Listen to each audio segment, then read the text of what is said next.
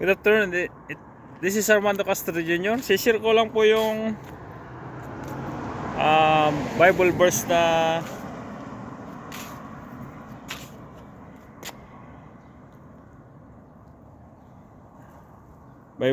sabi doon is sa Acts 4 chapter 4 verse 12. Ang sabi doon is there is salvation in no one else.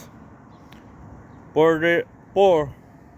no one else, for there is no other name under the heaven that has been given among people by which we must be saved. Ayun po. Tapos open parenthesis, for God has provided the world no alternative for salvation, close parenthesis. So ulitin ko po, Acts 4:12. And there is salvation in no one else. And there is salvation in no one else. For there is no other name under heaven that has been given among people by which we must be saved.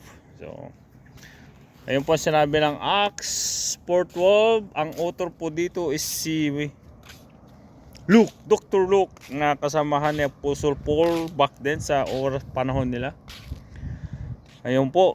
Kaya ang kaligtasan lang ay sa magitan ng pananampalataya sa Panginoong Kristo. Kasi sabi ng Panginoon sa John chapter 14, John chapter 14 verse 6, I am the way, the truth, and the life. No one comes to the Father except by me. So, ayun po. God bless you and see you in heaven one day. Bye.